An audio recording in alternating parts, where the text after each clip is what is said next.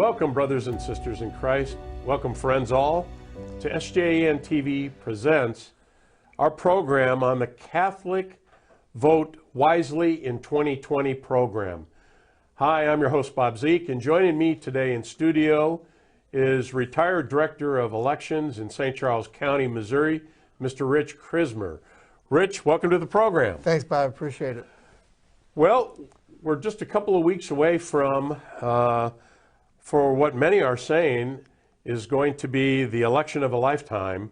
There are so many strong issues at stake in this election, but we're here to talk about this from the position of Catholic moral teaching in the Catholic Church.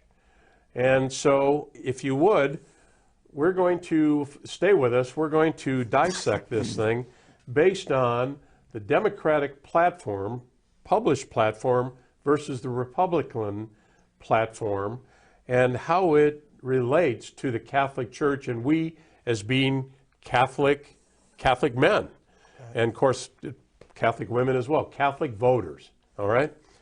So, Rich, a lot of our friends and relatives, people we know who have been following the Democratic platform, say that this election is not a one-issue election when we start talking about moral issues. And from the Democratic platform is their pro-choice initiative promoting that, and as opposed to the Republican platform on pro-life issues. Now, I'm going to play devil's advocate here, and I'll let you describe for us how your take is on this one issue election narrative. Well, when you go to the polling places to vote, moral issue should be the number one issue of all Catholics. And of course, the number one issue is how we treat the unborn. The one party believes in abortion all 9 months, and it's been that way since 1973. And they believe in actually destroying child after it's born if it survives the abortion. Whereas the other party truly believes that the sanctity of life is imperative. If you do not believe in the sanctity of life, if you're not going to give a child life, how can you give it any other right? It has no rights once you destroy that baby. And that's what the party platform of one party versus the other is. Well, this has really become sort of a telling thing, even amongst Catholics who say that this election is not is more than just a one-issue election, and seems to be some confusion here about the importance of the pro-life position when measured against climate change and immigration and things like that. So how does a Catholic position justify this being a one principle initiative, not discounting for the moment that those other issues are important, but singularly speaking that the pro-life issue is the singular most important thing and everything else is secondary? I agree with everything you said. It is a principled vote.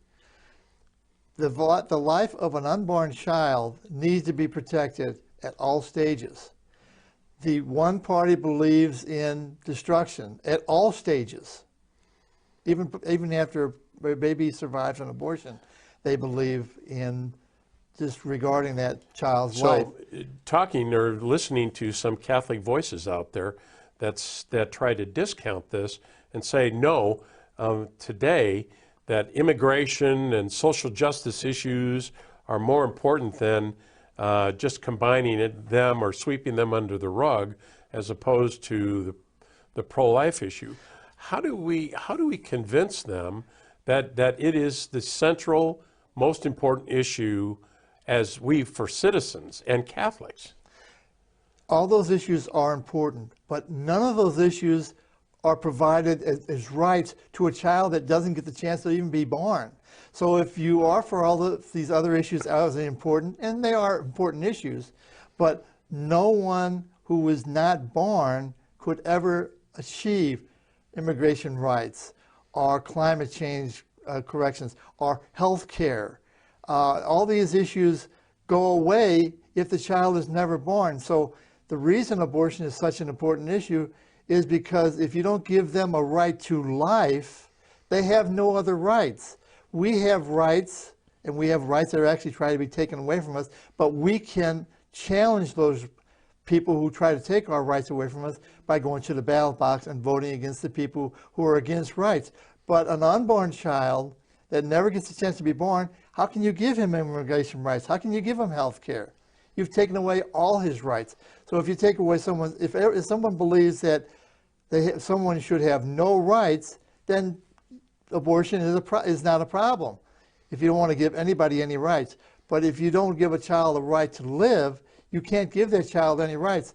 So no matter what issue, what politician of what party or of what standing, be it a senator, a congressman, a county council member, a county executive, all of these people should be mainstaying pro-life, because that means that you believe in the rights of people, even the rights of the unborn. You know, that's really a great point, and I couldn't help but think too, when we talk about this issue, as of today, estimates are of over 60 million Americans who never took a breath, never saw the light of day, never experienced a Christmas or an Easter or a birthday party or a wedding, never understood what it would be like to have parents or brothers and sisters. All these things terminated for whatever reason, which no reason that I can think of justifies the termination of life. So I think for us as Catholics, there is no preeminent number one issue more important than the issue of life. And for people who call themselves Catholic, I urge you to really seriously think and pray on this issue, and don't make it a party thing, because first and foremost, yes, we're all citizens of this country, but first, we're citizens of God, citizens of heaven. And our life here is temporal. It's only a little in human history and salvation history. And think about what choices you make, how they're going to impact you for eternity. And believe me, we cannot, as Catholics, condone the killing of innocent life and have that on our record, our personal record, our conscience, when we stand before Almighty God. Well, our founding fathers thought that life was so important. Our founding fathers thought that the right to life is so important, they put it in the Declaration of Independence. The right to life, liberty, and the pursuit of happiness. Life, liberty, and the pursuit of happiness. You cannot pursue happiness if you don't have a life. That's right. So our founding fathers were actually guiding us, and you remember from our history that our founding fathers were almost all deacons of their churches. I mean, this was a very religious group of gentlemen who actually came to this country because they said, hey, King George, we don't want one religion. That's right, and it's important to remember that too, on that note, that most of those signers of the Declaration of Independence were not Catholic men, but they were Christian men who worshiped God, had a great respect for the Word of God in the Gospels. And back then, this whole concept of freedom of choice to terminate a pregnancy would have been the farthest thing from their imagination. Absolutely. So I think it's important for all of our brothers and sisters out there, Catholic brothers and sisters, those that are wrestling with this issue, I want you to consider this thing, the importance of this. This transcends party affiliation and boundaries. This is God's business. This is all about the author of life, the God who made us in his image and likeness, and which all life comes from. And we're not to be taking on the responsibility to decide who lives and who dies. That's contrary to even the commandments that were given to Moses. Thou shalt not kill. So it is a big issue, and I personally believe, and I believe the church endorses this, that the abortion issue still is number one, but there are other issues that each party needs to consider. But the preeminent number one issue has to be the right to life. And so we start this program really talking about the sanctity of life and being the principal concept and ideological belief, moral choice out there that should help lead us in the direction on as Catholics, as Christians, who we should want to represent us in government. Would you agree with that? There's a fundamental difference between the two parties. There's a fundamental difference. All you have to do is read the manifesto that is the Republican Party's platform and the Democratic Party's platform.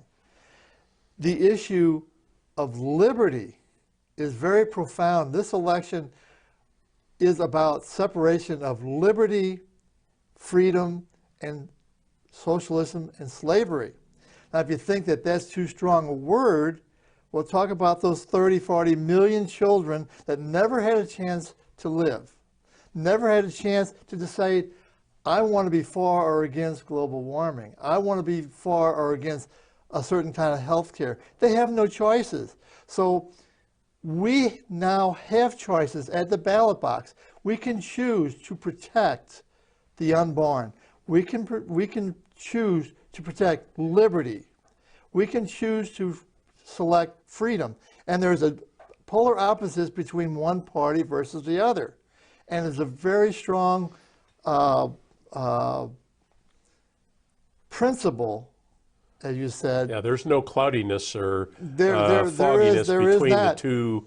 And if you think, well, platforms. I haven't made up my mind yet, there's an old saying, if you're walking in the middle of the road, you're going to get run over. This is not the time to decide to be non-committal. You need to be strong. You need to say, I want the Holy Spirit to guide me as I make my decisions, as I go into that voting booth, and we want you all to go into your voting booth and vote. This is probably the most important election of my lifetime. I'm 74 years old. I've gone through many elections. As a director of elections, I've held 4 presidential elections.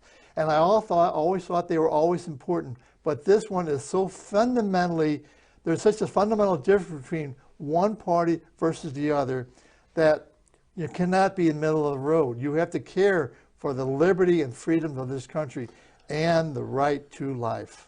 Well, we've talked quite a bit about that. And again, we started off this program talking about this because in our estimation and looking at it from a Catholic moral standpoint, teaching standpoint on the truth, based on the Gospels of our Lord and the teaching history of the Church, it's imperative that Catholics today be informed and understand there's many different people speaking what they claim to be the truth. And how are we to know who's really speaking the truth? Well, we know, we trust in the church as being the bride of Christ and leading us to the truth. And we know that truth is our Lord himself, because he said, I am the way, the truth, and the life. So on this particular subject right now that we've just covered on this, we're gonna stop for a moment and pause for just a quick break, and we're going to come back and pick up the other very clear issues that are front and center within this election process. So stay tuned. We'll be right back.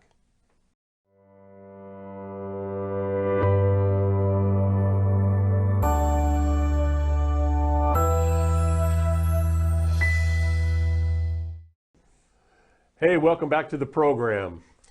Well, we're going to pick up this conversation, change the subject a little bit away from the abortion issue for this election versus pro-life. I want to talk now a little bit about the change that we see going on in the country, this polarization based on our Constitution, our government, the form of lifestyle that has guaranteed us personal freedoms from going back to our founding fathers who made this the preeminent thing that we should be free to decide our own course, along with representative government that we vote in, people who represent our views and the populace at large, that we're not under tyranny or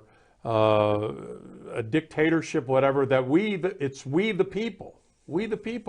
And this, all we're hearing right now is this shift from the Democratic Party to move away from the capitalism, constitutional government, form of government that we've all enjoyed and fought for years. My very father fought in World War II to preserve that, then stayed in the military and was fighting post-World War II Marxist communism as it manifested itself in Korea and Vietnam. So it's important to think about, as Catholics, one of the things that we believe, that all our rights come from God.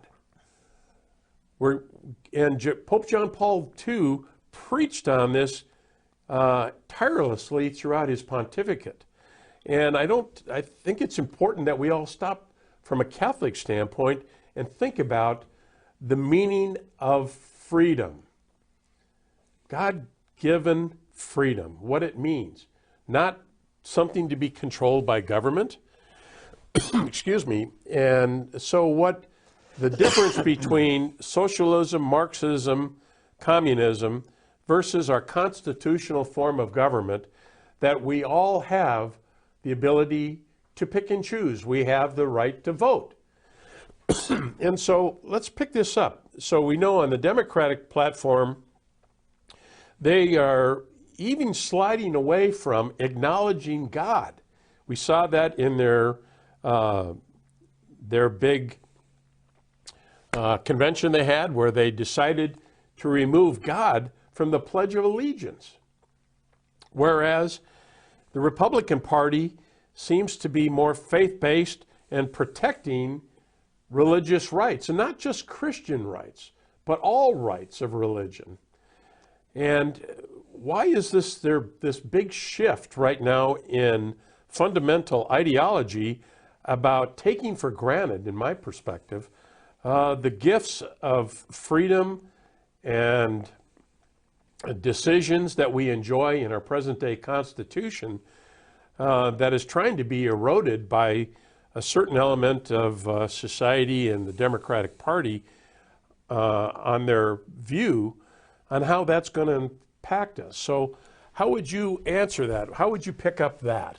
Well, a lot of people in our country have a confusion over, we're not a democracy. We are a republic. Excuse me. Republic means that the people get to choose. A democracy does not allow the people to choose. Some people think that maybe we moved from democracy to socialism, and that's a huge, huge leap. Democracy is not really a bad form of government, but is nowhere near as good as the republic of the party that allows, both parties allowing us to select who we choose through a representative government. But socialism has creeped in probably the last 20, 30 years.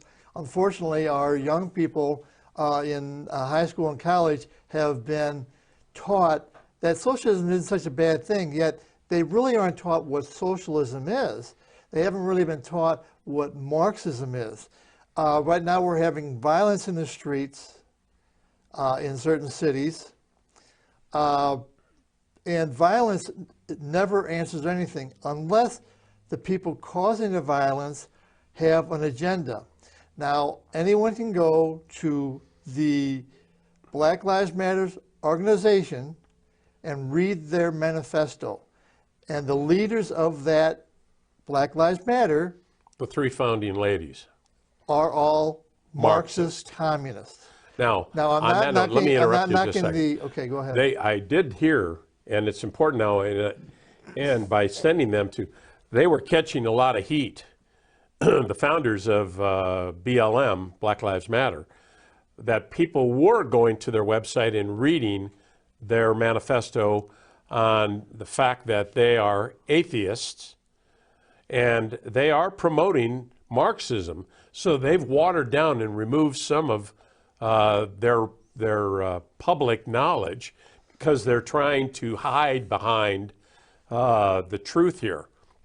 So it's important to realize, though, that the founding of Black Lives Matter has very strong ties to communism, and the three founding ladies call themselves atheistic communists.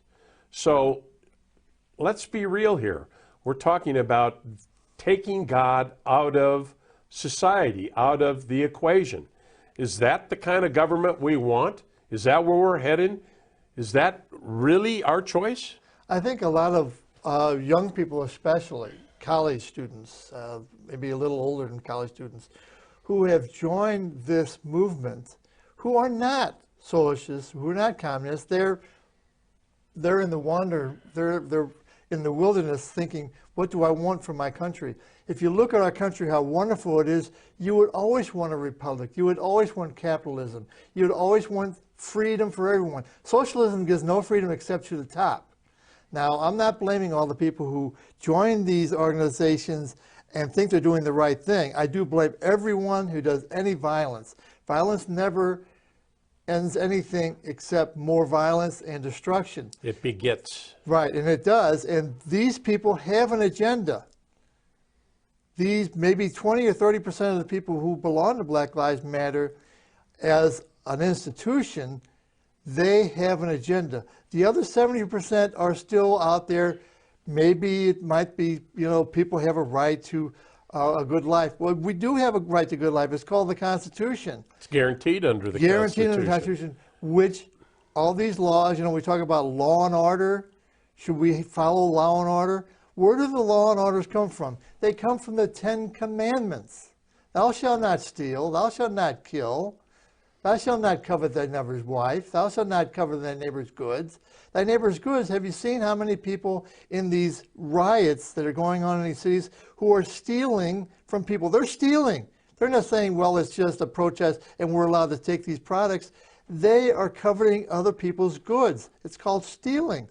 We get our law and order from the 10 Commandments. Our founding fathers understood that. That's why our form of government has been so good for so long. We only have like 230 some odd years of this Constitution, but it's the greatest government freedom for the people in the history of man.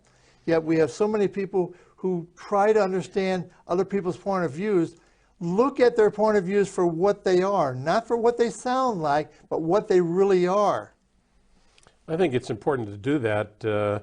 Some people have said, let's take a hard look at the former Soviet Union and their people under communist rule for years and years, and in China for that matter.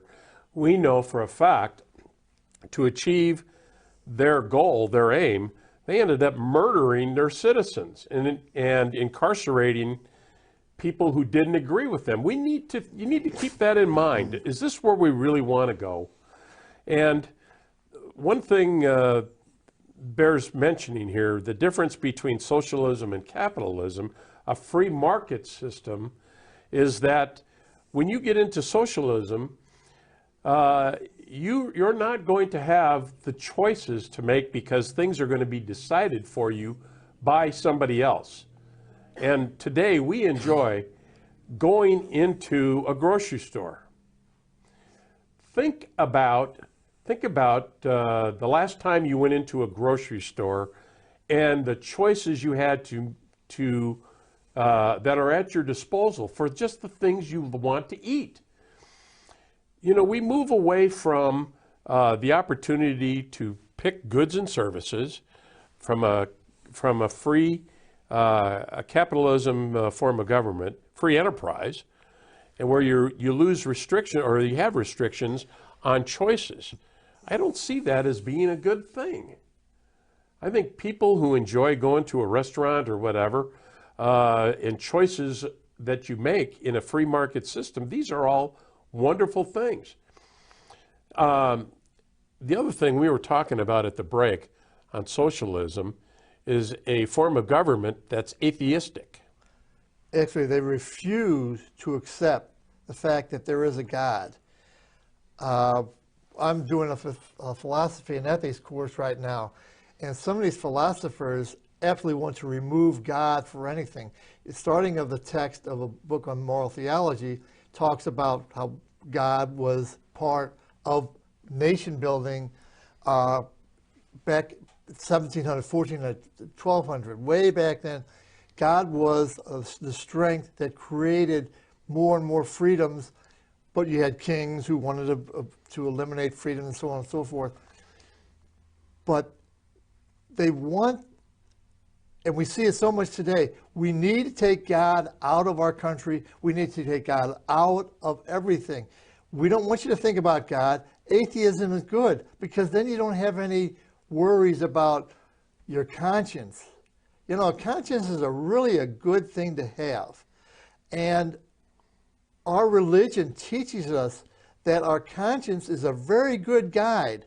My wife's got, when we have to deal with something, she has very good instincts. Very good instincts. Very good conscience. You know, good people know when something's good. The people who don't know that socialism is bad do not understand socialism. It is the elimination of God. Now, God has created this incredibly wonderful country called the United States of America. No country in the world is as great and as good. We provide services and food and relief and disaster relief to the entire world. There are very few other countries that even give a little bit. And based on the gospel message, which charity for your neighbor, love God first and your neighbor as yourself. What other nation rallies to the world in times of great disasters to the extent that this country has? And that's all been based on Judeo-Christian principles that right now, if you look around, you're starting to see an erosion of these things. And you have to ask yourself, is our country right now better than it was in our behavior, our social outlook towards the good of all, or the good of neighbor, than say we were 20 years ago or 50 years ago? And I don't know where anybody can say where they're seeing that the formation of Christian values is still prevalent and having a major impact on society at large. We're very lucky in the city, the community of the St. Louis area. It's one of the strongest Catholic communities that we have in the country. Oh, sure, there's Philadelphia, places like that. In some parts of the country, religion is almost dead. We've allowed, the people of this country have allowed God to be taken out.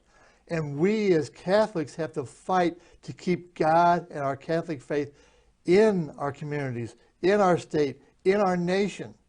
We have such a valuable opportunity in this election to say no to socialism, yes to God, yes to God, by taking your conscience, saying, what is good about this country? Is anybody not supporting what's good about this country? You know, on that note, you just reminded me of something. I'll never forget when Pope John Paul went back to his native land, his first visit back to Poland after being elected and elevated to the papacy. And after the negotiations with the communist government, and he was allowed to come back, and they wanted to restrict the amount of contact that he had with his people, his brothers and sisters where he grew up. And when they gathered in the square, and he's talking to them, but he's really speaking to the communist officials about let my people go. It was a Moses moment. But what did the people say? We want God. 1 million people in the plaza started screaming and chanting, we want God, we want God. We have God.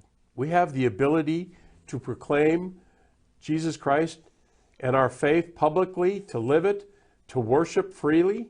Do we really want to run the risk of having a government start to control our houses of worship and our religious beliefs? I say no. What say you? I say you're exactly right.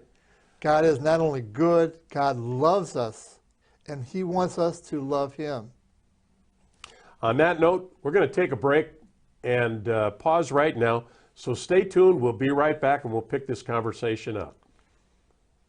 We like to busy ourselves with things that are considered important in this life. We must remember, however, what is most important: exercising generous and selfless responsibility for the life conceived in the womb, taking a more active role in and making a more serious commitment to our children's education and prayer life, working in a job that is never the cause of division and ensures stability and harmony within the family.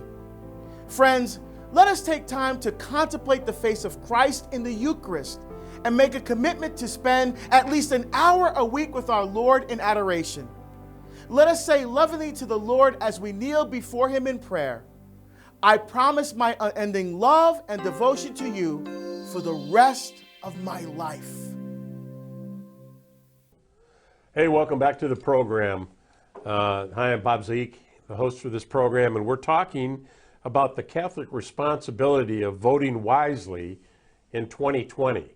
And joining with me today in this very important, serious discussion is Mr. Rich Chrismer, former Director of Elections for St. Charles County, Missouri. Also, a little sidebar on both of us. Both of us were in the military during the Vietnam conflict. I never did go to Vietnam. Mr. Chrismer went 3 times, served with distinction there.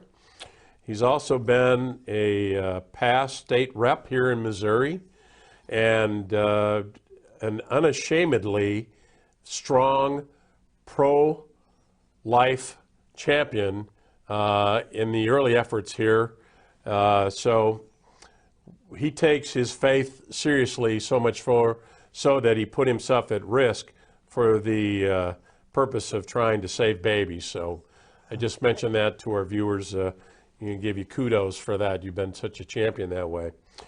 I want to pick this conversation back up, looking at the differences, the serious issues in this election as it pertains to other issues from the Democrats' platform versus the Republican platform. And one of the things the Democrats are really pushing for is something that we just had a big change in the current administration concerning taxes. Nobody likes taxes. We understand we all work hard for our money and like to keep more of it. And the current administration promised reduction in taxes and followed through on that.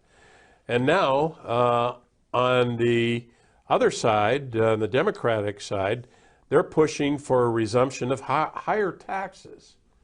Now, who really is in favor of that, and why are they pushing for that? And I think there's this big distinction between the two political parties having to do with the concept of big brother, big government on the Democratic side versus smaller government and more regionalized control of the decision-making processes from a democracy standpoint. And Rich, I'm out of my league in talking about this, so since you spent time in government, so let's talk about the difference between the two ideologies that are being presented about big government, representative of higher taxes and social welfare programs and all these things that are good in themselves, but in the end, they've caused or created all kinds of social problems the way they exist today and have for years. I think one of the best terms I've ever heard in the description of that is by Ronald Reagan. He said, any government big enough to give you everything is big enough to take it all away. Yeah. And that's exactly the difference between one party and the other. One party believes in giving, giving, giving, but taking, taking, taking at the very same time. The party that wants to cut regulation, cut taxes, has grown this country. Matter of fact, last year was the best economic country status in the history of man. And that was from cutting taxes, because years ago, I listened to a record of John F. Kennedy, and he was giving a talk to the New York Business Association. And I actually have the recording of it. And of course, if you listen to the recording, you were sure that it was John Kennedy because of his accent. But if you read the talk, you were sure he was talking about Ronald Reagan or President Trump, because he believed in low taxes and low regulation. That's John F. Kennedy. That's how much the swing the parties have changed in all these years. Ronald Reagan mentioned that I didn't leave the Democratic Party, the Democratic Party left me. And it was because of taxes and regulation. You deserve all the money that you earn. Now, we all know we need taxes for highways. Well, protection, for infrastructure, and everything. Oh, sure. We need that for defense and things like that. Yet, how did Ronald Reagan defeat the communist USSR? We spent 8% of our GNP on defense.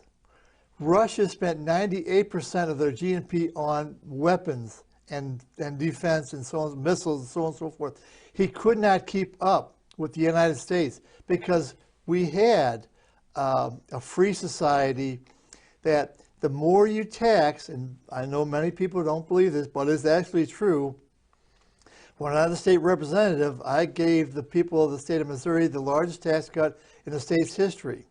I passed that in 1997, and since that time, the people of Missouri are paying only 3 cents on the dollar on taxes on their food. It's a food tax I eliminated. That 3 cents on a dollar in those since 1997 is over $6 billion.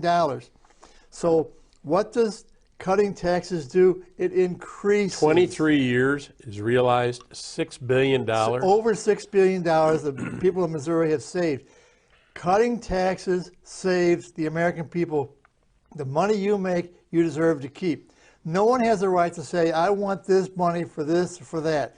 If it's for the welfare of the state and of the citizens, most importantly, we understand taxes. I hear a lot of people who are millionaires say, well, we should pay more taxes. Nobody's stopping you from writing a check.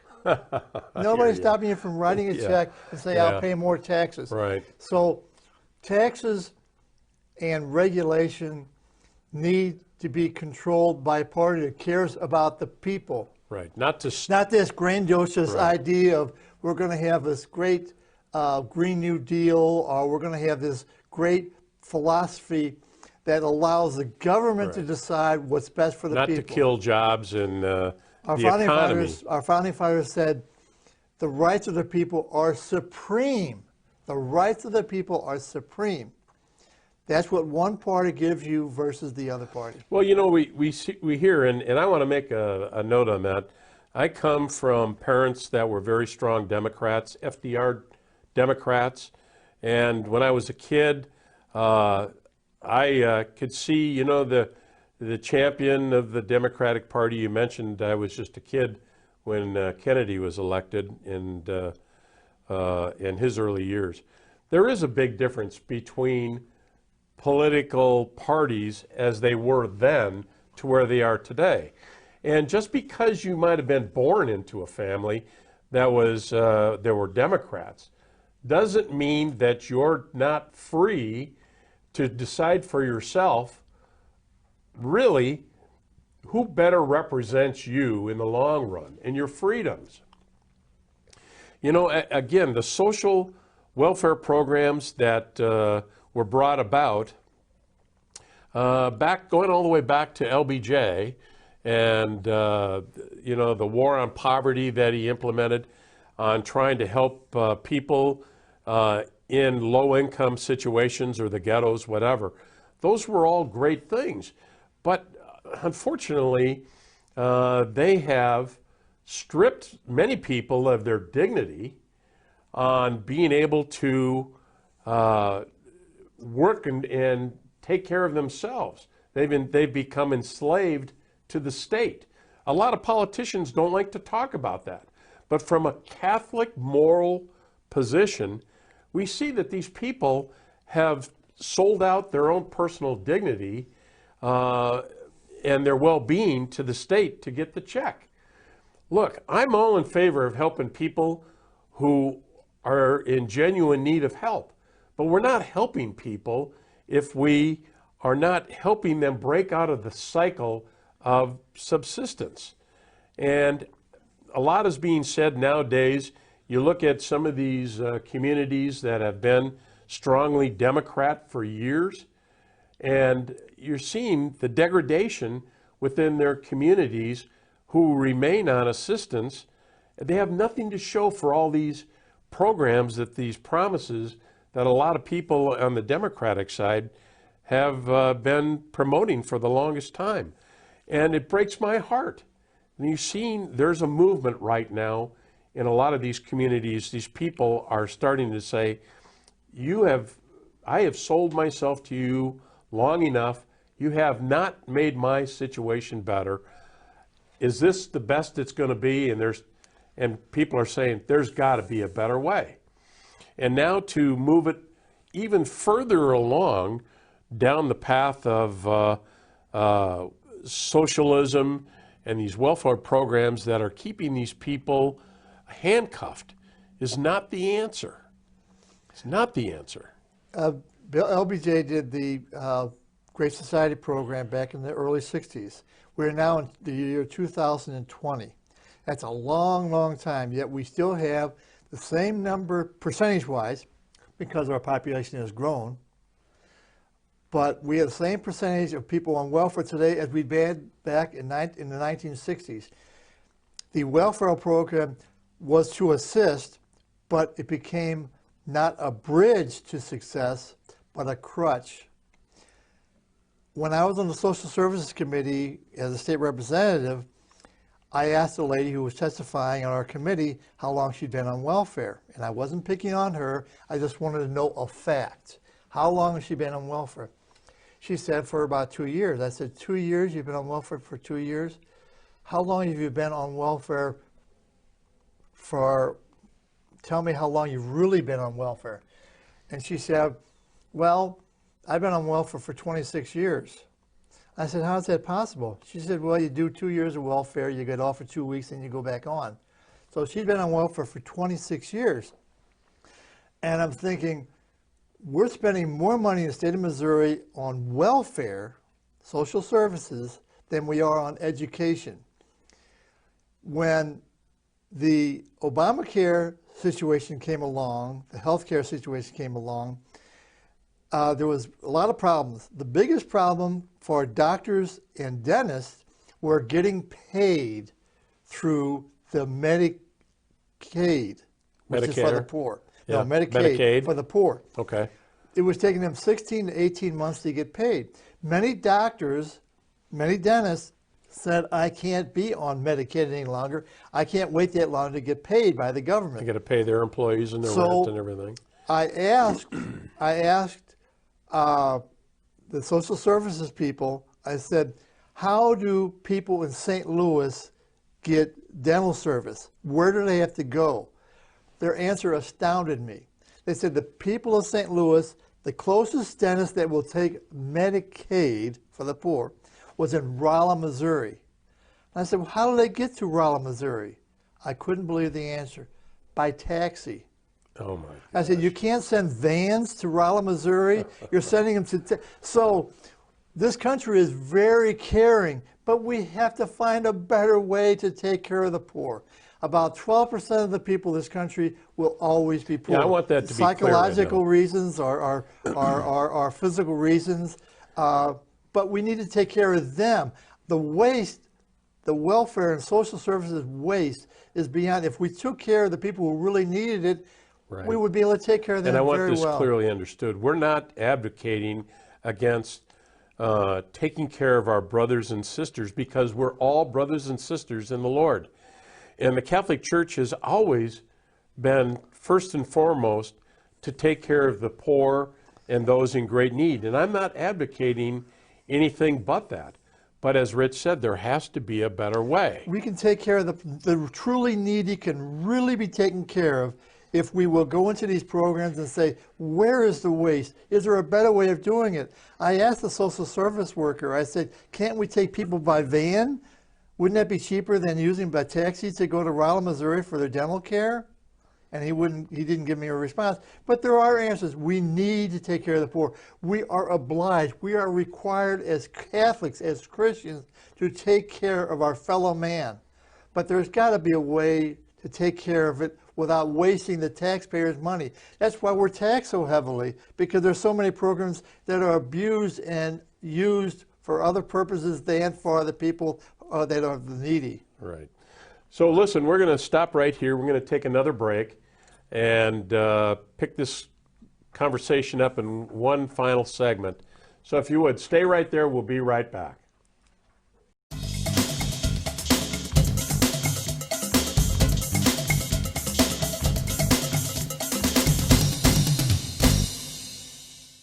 Hey, welcome back to the program. Well, we're going to finish up this last segment touching on a couple of things. The differences between Democratic platform and a certain political ideology that we see that has really shifted into socialism and leaning that way. Boy, we're moving away from our fine, wonderful constitutional form of government to examples of social government in other forms or parts of the country that can't even compare to the lifestyle that we're living right now. Can't even compare. So why would we want to move away from our freedom of speech, freedom of choice in lifestyle, freedom to become anything you want to be, and to be as successful as your efforts allow you to be? Why do we want to change that? So it doesn't make sense to us and to a large portion of this great country. I want to talk about something that's going on right now to finish this up. We're seeing the effects within our society on people who are trying to push us strongly in one direction, which is contrary to our freedom.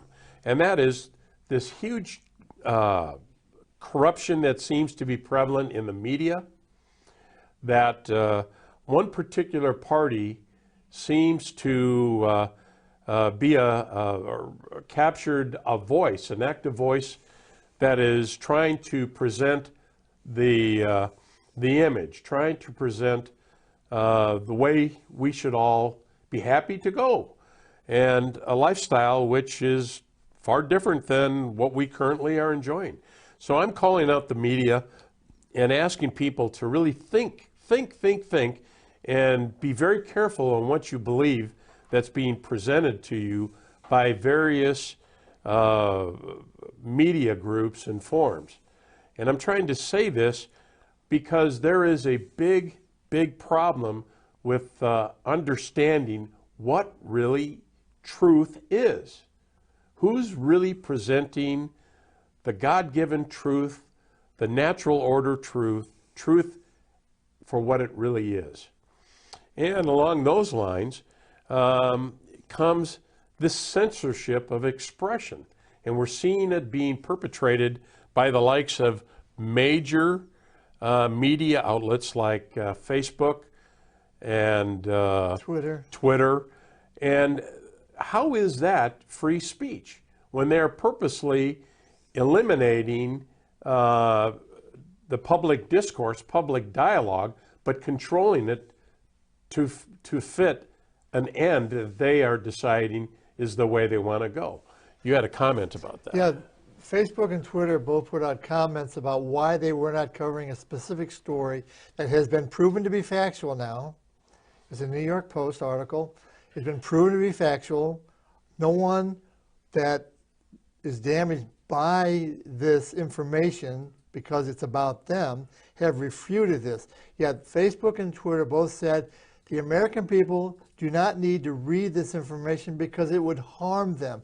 How does information that's been proven, you know, there's a lot of things that were on Twitter and Facebook in the last 4 years that was never proven, turned out to be false, yet they covered, Twitter and Facebook covered that, yet they say this specific story, and other stories very similar to it, would harm the American people. How would it harm the American people to know the truth?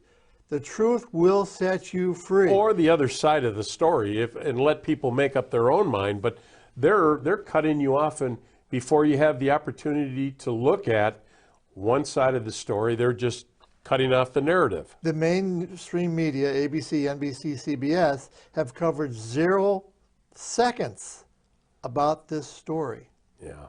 Matter of fact, someone from CBS asked one of the candidates about the story, and he just got very, very mad about the story. In this country, we have freedom of the press. We have the First Amendment. Now, our founding fathers were very clear about the First Amendment. First is the right to practice your religion. That's the first part of the First Amendment. Though if you go into Webster Dictionary, they'll say the first part of the First Amendment is freedom of speech and freedom of assembly.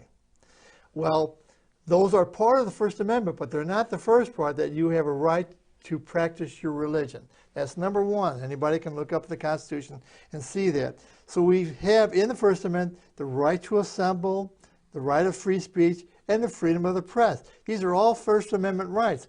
Well, if it's a freedom, freedom lets you know everything about a story. You can't be one-sided about anyone's story. Give the people the right to decide for themselves. That's right. That I believe this or I do not believe this. But if they don't have any information, they have no choice. Well, we're seeing that certainly being exercised, repression of speech. And we're also seeing now this movement, which is anything but Christian under any forms, in this quote-unquote cancellation culture that we're into now. That if you have a point of view that people of influence disagree with, they're just totally going to disregard you as being, of even existing. They're going to cancel you out and shame you and destroy your reputation, everything they can, if they don't like what you're saying. And again, we're talking about this election and our society from a Christian, a Catholic point of view. Any Christian, any good Catholic would say, how is that showing concern for my neighbor, love for my neighbor as myself? That's totally contrary to loving your neighbor. And well, one thing about, to move back into socialism, what do you have in socialism that we do not have in this country yet, though it's turning that way, and that's freedom of expression, freedom of the press, freedom of speech. You do not have that in socialist countries. So all these young people out here who believe socialism is a good thing, you look at Russia, you look at China, you look at Venezuela, where you have socialism, you do not have freedom of speech. State-controlled media? They control all the media. Well, guess what's happening in this country right now? The media is controlling a message that they don't believe in. That's not their purpose. Their purpose is to get the news out, the information, and allow the American people to make decisions. I'm glad you brought that up, too. I think it's important that you understand there is a big difference between what is the facts, the news, being reported, versus opinion. And the media nowadays is in the business of selling a narrative, selling an opinion, and trying to make it fact or truth. And I think Americans are starting to become sick of this. And I don't know why we've gravitated that way. It seems to me that a lot of this sensationalistic journalism all started around the Watergate time and what transpired then, which is, is a dark spot on American history. There's no getting away from that. I want to change the subject now to one other thing. We're talking about choices here, choices. And on one side, you got the Democratic Party that's advocating for choices, which, okay, but then one thing that the Republican Party is saying, there are choices to be made, and one of those choices has to do with where parents send their kids to school. And the Democratic Party is all in favor of government-controlled schooling, while the Republican Party is trying to create an opportunity for school choice, letting parents have an opportunity to choose where their kids can be educated. And why is that? Why are they so strongly supporting one particular direction on educating youth? It's all about control. Control the narrative. When I was a legislator, I was the first legislator in the state of Missouri to introduce a school choice bill. Megan, the Dugan husband and wife, who had a television show on Channel 9, brought in 6 couples from Kinloch. That they all. Why don't you tell the viewers a little bit about Kinloch? Okay, Kinloch is an African American community. It's been that way for probably 30, 40 years. It's very oppressive in many, many ways. They have a difficulty with their police department, leadership. It's a low-income neighborhood. It's a very, very low-income neighborhood. Yet these 6 couples were all for my school choice bill. When we were in committee, the Democrats came to me after the committee meeting and said, where'd you get these witnesses? Because they were all for our school choice. They want better for, all of us want better for our children and our grandchildren. These people wanted an opportunity for their kids to go to a school that they know they would start to learn properly instead of going into schools that are controlled by the National Association of Teachers. Which is a very strong lobbying force. Very strong lobbying group. People care about their children. They want the best for their children. These couples all wanted the best for their children. They want a school choice because they know that is the pavement, the road away from poverty, away from being stuck in.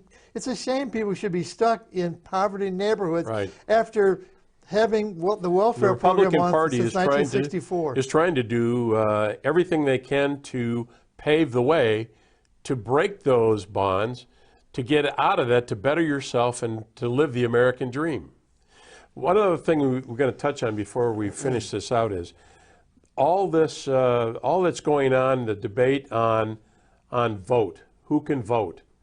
And the Democrats have been very strong to try to open up voting rights for anybody who strays across the border.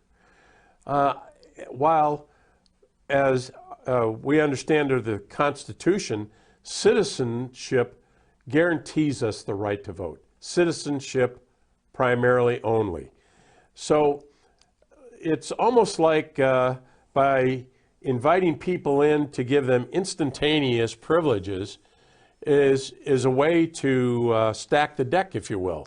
And I'm all in favor of people from distant shores or countries seeing what's going on here in America. Why is it, if our system is so messed up right now that we're trying to get away from the American dream that we've all realized, why is it that so many people are trying to get here? This republic of ours, this United States of America of ours, have addressed that specific issue. Whenever I hear someone say all citizens have a right to vote, I said, no, they don't. The citizens who are eligible to vote. For instance, when I When I was younger, it was 21 years old before you could have a right to vote. It is now 18. A 14-year-old cannot vote. We put restrictions in there because we want, first of all, we want them to be citizens. We want them to abide by the laws that were made for the regulation of voting. You know, no one wants to keep anyone from voting if they are eligible to vote. That's why only registered voters, not somebody who registered in my St. Charles County, for instance, 10 years ago and moved away 2 years later. Well, it wouldn't happen because when I was election authority, we cleaned the voter rolls every single election. The state law says you clean the election rolls every 2 years. I clean my rolls every single election.